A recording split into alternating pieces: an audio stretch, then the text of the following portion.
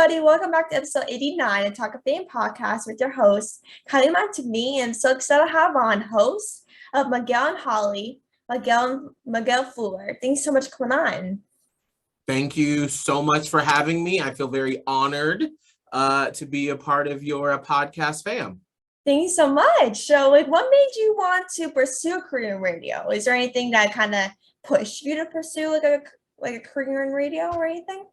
I was always super interested in entertaining people and the radio. I grew up in Atlanta, Georgia, where there were tons of really, really creative, out-of-the-box morning shows growing up. You had Barnes, Leslie, and Jimmy on 99X. You had The Burt Show that's still there on Q99.7. And so I grew up in a city full of great radio, and I loved the laughing, the relatability, the callers. I mean, it was just a vibe that would get you set for the day. And I always thought to myself, I wanted to be in entertainment. I thought I wanted to maybe be an actor. And then I realized when I got to college that I could not remember lines. So I figured probably the radio, my original love, would be best to be able to go that route because I always have something to say. I have a personality. And I really like the connection part of that part of our job is being able to relate and to share the platform with our listeners. And so I was really, really attracted to that. And so that's really what's fed my career in wanting to do it. Oh, that's amazing. Did you have any experience prior to college? Did you start early on in high school, middle school with the radio, or is this something that you just kind of started in college? Yeah, so actually, funny enough, my middle school had a radio station. It was like a 1 mile radius radio station where we just did like the lunch menu, activities, stuff like that. It was WCMS, and we recorded it, like once a week, I think. And then when I was in high school, we had a radio station that broadcast to just the cafeteria in the morning. It was WRHS, and it was, when I think back about it, and you probably don't even remember like a VHS tape, but we would have to record songs from the radio on a VHS tape and then put it in to play it in the speaker system. I don't remember how we did it, but that was sort of like those first two experiences were my first sort of foray into doing anything with radio. That's crazy. It's crazy to think years ago you used VHS tapes and now you just get off your phone. It's crazy how much time. Absolutely.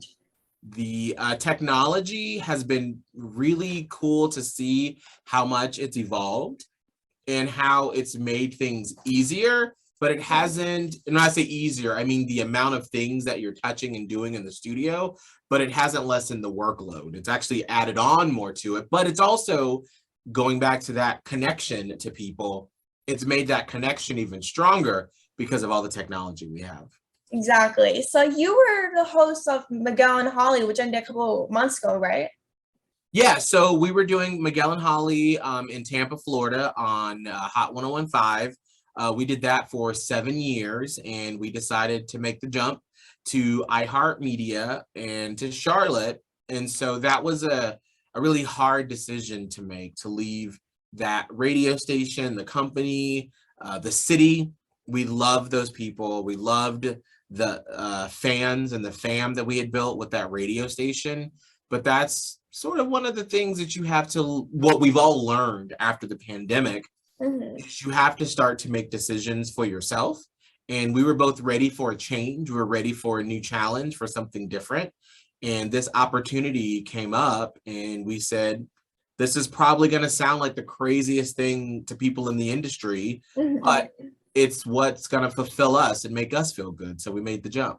Yeah, what was change for you? Because obviously you guys were in Tampa, which is all the way down in the country, Florida and down there, and now you move all the way up to Charlotte.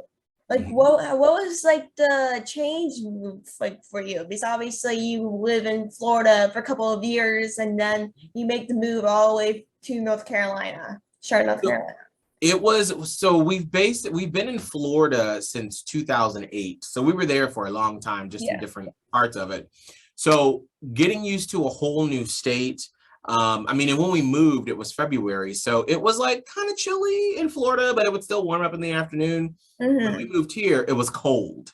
Yeah. I was like, oh my gosh, we've got to go get jackets and we pants, long pants and Yeah. mittens and stuff. I mean, it's stuff that I haven't thought about in years. So it Mm-hmm. was definitely it took a minute to transition because also during that time of year, like all the trees are dead, the leaves have fallen off, and it's cold, and people really aren't going out and doing a lot of stuff. And so the first few months, we were kind of like, well, this is an interesting place. This move isn't what we Yeah. thought it was going to be. And then I think it was right around May is when the sun started to come out and people started going outside and the leaves started changing on the trees. Because we're both, Holly and I we feel people and things, and that influences our mood. And Mm-hmm. so not having the things that we were used to, that was very much an adjustment. Yeah. But once we hit May, it just felt like a freight train started, and then like the listeners started to call in, and it felt more normal for us then. Yeah, exactly. Like I still, you live up in the East Coast. I'm from Pennsylvania, so it's normal for me to deal with all four seasons. It's like Mm-hmm. once I'm in like Florida, somewhere warm, I'm like, well, like how am I supposed to deal with all these hot weather? Because obviously my state where I live deals with all four seasons. Mm, And like some places that I go, they only do like that at least like one or two, or just deal with everything at one specific time. So it's like mm-hmm. very hard to deal with at points. But like you said, like as you were talking about, like, working with Holly, you guys were making some moves to Charlotte from Florida. Like, can you tell us like kind of what it's like to be a host of the show and be working with Molly in that specific form? Yeah, absolutely.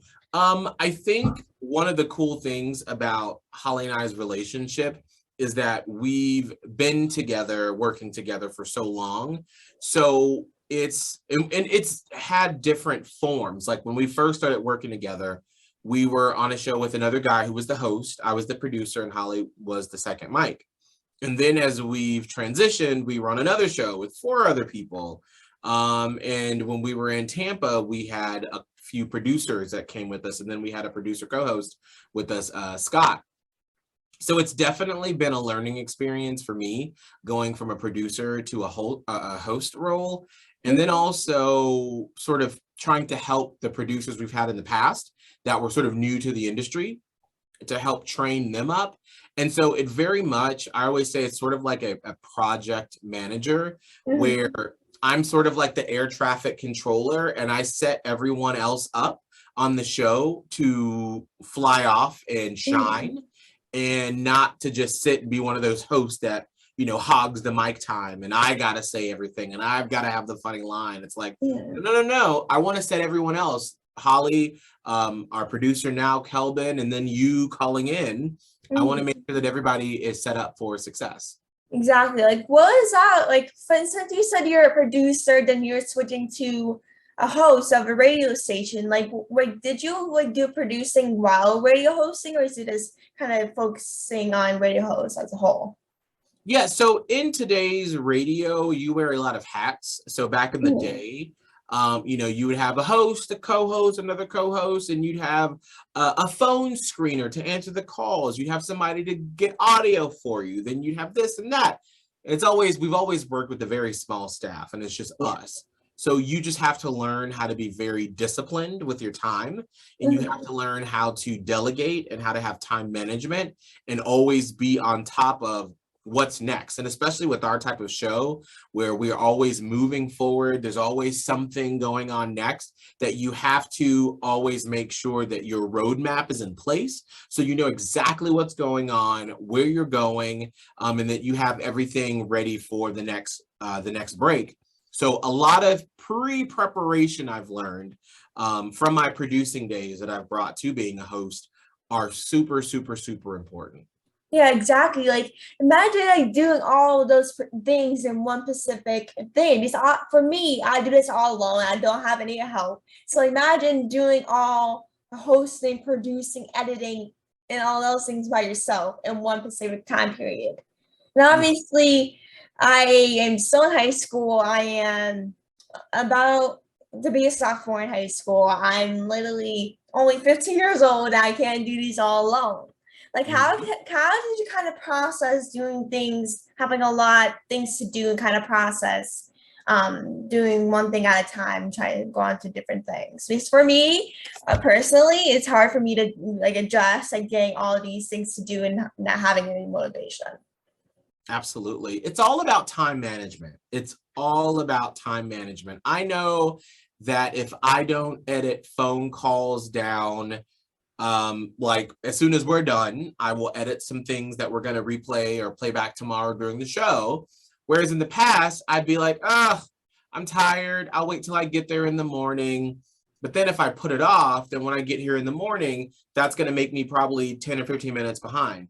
Then that means I'll be 10 or 15 minutes behind starting putting the show together and then writing out the teases and then getting audio together. And so then it's like you've set yourself up for failure from the very beginning. Yeah, exactly. And so that's why it's literally, and it's so much, because on the air, it sounds like it's fun, it's random, it's carefree, but there's so much thought and intention that goes behind it. And so being able to like say, at 8:20, I want to do this fun bit where we do this. How do I backtrack to make sure that that's set up for success? Well, if we want to get our producer to go ask people questions about this or get audio, well, I need to do that 2 days before. Yeah. If I want to have some sort of stunt, I need to go a week before and make sure that we've set that up. So it's like there's so much pre-planning that you have to do in order to have that like 4 or 5 minutes of great fun or glory or whatever it is on the air.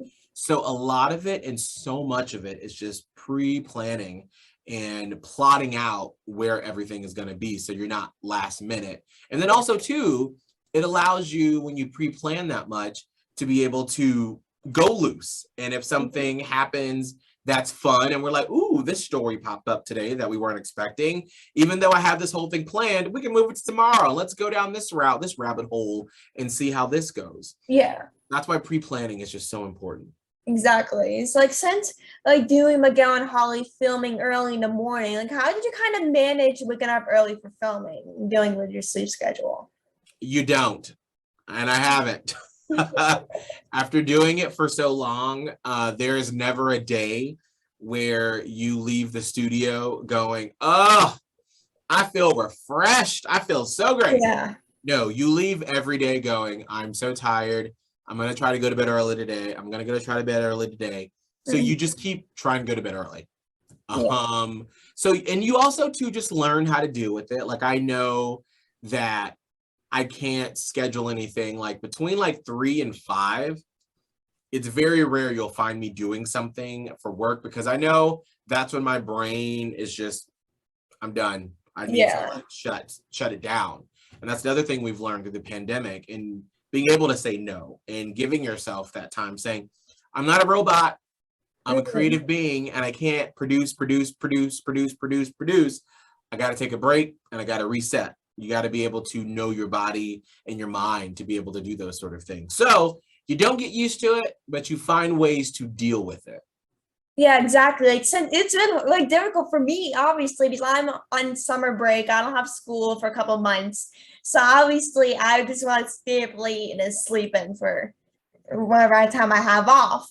And so when I sleep in, I have an interview early next day. I'm like, I do not want to wake up early. Like, this is like, I dealt with 180 school days like over the last year. I need like sleep or something to deal with myself.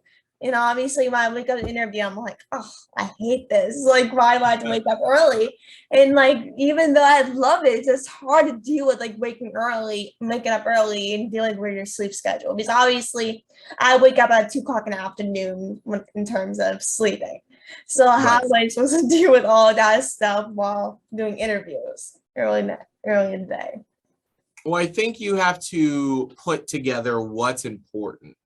So for me, knowing that I love entertaining, I love making people feel good.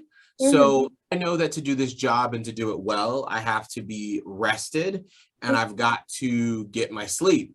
So I know that if I am like, I don't want to wake up, I want to be late, that's going to make me panic. That's going to make the show not sound as well. And you never know what people are going through that are listening. So someone may have lost a family member, or they may have lost their job. And the one shining moment that they have during the day to make them smile is listening to our show. Yeah. So I would rather know that I'm going to affect their life in a positive way and hopefully give them a couple of seconds, a moment. They may probably forget about it an hour later. Yeah. But they smiled that day. They laughed that day. So to me, the sacrifice of, I'm tired. I'm going to edit stuff tomorrow, but that's going to make me not be at my best. And that's not going to have us put the best product forward. And so that person's not going to have a great experience. And that's what they're tuning in for. Like when you go to your favorite restaurant, they serve burgers, that every time you want a great burger. And if you go and you have somebody that had a bad day and they don't make that burger the way you want it, well, then you're kind of disappointed. And to me, that's how I look at our show is I want to make sure that every time you listen to us, you listen to our podcast, you're getting exactly what you came in for. Exactly. I totally agree on that. It's like, obviously, that's seriously what we do in terms of like what we do, because like obviously we do this because we're passionate about it, but the most important thing is to make people happy and enjoy themselves. So you don't know, like you said, you don't know what they're going through. You might be going through something, like you might have lost a loved one or something, like you said. And like since the quarantine, we kind of like lost like ourselves a little bit, since we're always home. We couldn't leave the house, we couldn't see family, we couldn't live our lives like we did before quarantine happened. And so obviously we didn't know like what was going to happen and what we were supposed to do. So obviously during the pandemic, it really shows that you should bring some light in what you do and bring more entertainment for people to do. Because like you may never know, you might bring some joy in people's lives, like we said. Absolutely. People are fighting so many demons. They're fighting so many bad things in their lives. And my life is pretty good. Like we all have stuff that we deal with, but at the end of the day, like I signed up to entertain. And I've always said that the moment that I am stepping into this room, and that's any broadcast facility, or your room, like you are my room, if I'm wherever I'm opening up a microphone and talking, if I know that I'm not able to give joy, then I need to do something else for a living. Yeah, exactly. Because or else like I'm not doing my job if I'm not making people happy. That's absolutely. Absolutely. It's a huge responsibility, and it is a lot. It's a lot to shoulder to be the person that is there to provide daily feelings. But it's what we signed up for. Exactly. So like since you do shows and probably a bunch of times and everything, like what is the process like for you to get ready for a show day? Like you kind of mentioned earlier. Yeah. So when I get here in the morning, I have all of my audio edited from the day before for that day's show. And then I start the process of putting together all the puzzle pieces of the show. Like we have the benchmarks, things that we do daily or weekly that we do. And then from there, you sort of take what stories has Holly told or that I have, or what's in pop culture.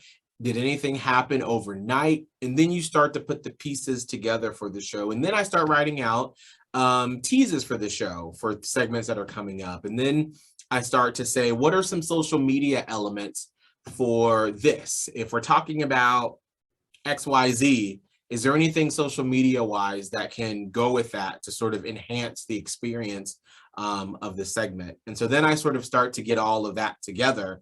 And so that takes me 2 hours to do. And then by the time I'm like just finishing printing stuff off, it's time to go for the show. It's like time flies. Like you're working on something, then it's like, oh wait, it's showtime already. It's that time. Oh, absolutely. All the time. You just get lost in your mind and you're creating and you're like, ooh, we should do this, or we could do this, or we could do that. let me write this out, let me print this, and then it's like showtime, ready to go. That time goes by so fast. Exactly. Like that's how really it is when being entertainer. Like it really is. And so, like in your opinion, what's like the hardest part about being a radio host? I think today there are just so many options that you have to be great every day. You can't be good every day. You can't just think of, oh, this could be a good topic. But is it really? There's so many options. And that's why on our show, a lot of time, probably once a show or every other day, you'll hear us say, thank you for choosing to listen to us, because there are so many options. I mean, and even just the time that, you know, I've been doing radio full time since college, there's so many options that people can choose to listen to. And especially with the explosion of podcasts over the past 5 years, and especially during the pandemic when people sort of hunkered down with their favorite podcasts because they connected to them, it's never lost on me that people choose to listen to us. And so I think that's probably the hardest part, is continuing to innovate and continuing to do things differently. That's going to make you as a Gen Zer or a younger millennial want to listen to us, because we just can't keep doing things the same way.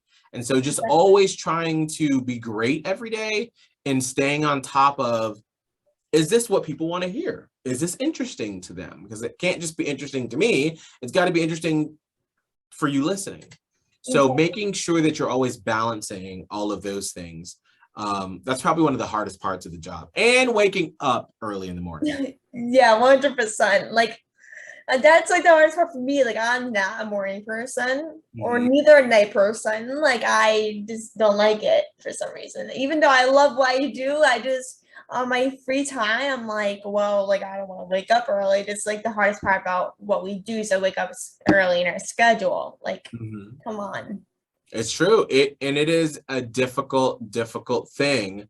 But to me, there's nothing like having a moment on the air where we're all laughing and having fun, and someone tweets us or someone calls in and they go, I was having the worst day ever, and you just put a smile on my face, and I haven't smiled in weeks. Thank you. Nothing beats that. And Exactly. Really, nothing beats that. This is what we do. Or this is the reason what we do. Like when we receive messages saying like, "Oh, I love what you do," whatever, that just makes us grateful for what we do, making enjoying people's lives. If we didn't get those messages, then what are we doing? Right. Absolutely. So it's nice to hear that feedback, to know that someone is on the other end and that someone is enjoying the creative projects and thoughts that you have when you put it out into the universe, that they are receiving it and they are internalizing it, and it's hopefully making their day and their life a little bit better. 100%. So do you have anyone that you look up to as a radio host, or as in general? Do you have anyone that you like look up to or anything? Absolutely. There is Bert Weiss in Atlanta. The morning show I grew up listening to. I still listen to his show. I'm still a fan, even though he's super nice, and you know, he would probably be like, oh yeah, that's my colleague, you know, in the industry, but I'm still like, oh hey Bert, I still look up to him. Also, Eric Rao, who is the producer of the Rule and Ryan show in Houston. He's been a very great guide and mentor for me through the years. And then of course, Elvis Duran in New York. You know, everyone loves him, and he's done such a great job for the top 40 world. And then there's just other people throughout the years that have just been so supportive, like Angela Pirelli. She is a talent/life coach who's always been amazing for me. And Randy Lane, just some people from the radio world that have just been so supportive and friendly and helpful throughout the years. Yeah, exactly. And so it's I feel like when you've been doing this for a couple of years, do you have anyone that you met like in the industry or as a radio host that you're like, oh my God, like this can't be happening right now, like I'm so like starstruck or something? Yeah, I think probably Bobby Bones would be one of those people who him and I've known each other like just from social media, from before he went to Nashville when I was just a little producer and he was doing a show in Austin, and we both were trying to be on I think it was Regis and Kelly back in the day. Like they had radio people on for the week when one of them were out. One of them was out, and I had no shot of getting that at all. But Bobby Bones was also trying it, and he got it. And so I made this sort of response video, and I was like, "Oh, Bobby Bones, what sort of name is that? What are you talking about?" And he tweeted me and was like, "Dude, that was really funny." And I was like, "Oh, thanks." And then a few years later, he went to Nashville, and now he is everywhere in the country and on Dancing with the Stars and has a TV show and has written several books. And then about 3 years ago, we were at Morning Show Boot Camp, and he came up to me and he remembered who I was. And I was kind of like, oh, wow. That was like literally a Twitter exchange we had like 10 years ago, and he still remember it. So that was a really, really cool moment. Yeah, it's just something you're like, oh my God, like I literally just sent this video as a joke and then just yeah. And then all these years later, he's like, "Hey, how's it going?" I was like, that was really cool of him to do that. Exactly. So the final question is, what is some advice for people that like to become a radio host or just kind of starting out as a radio host? I would say read a lot, be well read when it comes to being able to understand and decipher a bunch of information. And also, and I know this sounds like the most boring thing in the world, but it's so important, time management. That is so important. It's so important. Even if you're not doing a morning show, because everybody wears so many hats in radio now, that you've got to know how to delegate your time preciously. And I would say start now, what you're doing now with your podcast, making videos. And when you are a radio personality, you're like a jack of all trades. And it's like, you have a late night show or a cable variety show or whatever, where they've got a staff of writers and producers and this and that. It's just us. It's just us doing it. So you've got to be good at a little bit of everything. You got to be good at graphics and editing, being able to tell a story, being able to relate to people, being able to take phone calls, be able to move fast, read a lot of information. You got to post on social media. So just sort of having all of those skills of time management, and start the process now, because before I started, we had MySpace, but it wasn't for public consumption. It was just with your friends. We didn't understand how social media could help you reach your audience until I had started radio. So like start that process now, build your following now, because I'm pretty sure as time goes on and the sort of old hats, start to retire, and then maybe they hopefully move up, us elder millennials into those positions. You'll have your Gen Z, y'all are coming up, and then the generation before you. And so probably we're going to be like, well, what have you done? Be able to show that you can manage all of these different aspects of a brand. So start to understand what's your brand. What do you want to be known for? And it can't be just, I want to be famous. What does it want to be? Do you want to change the world? Do you want to help people?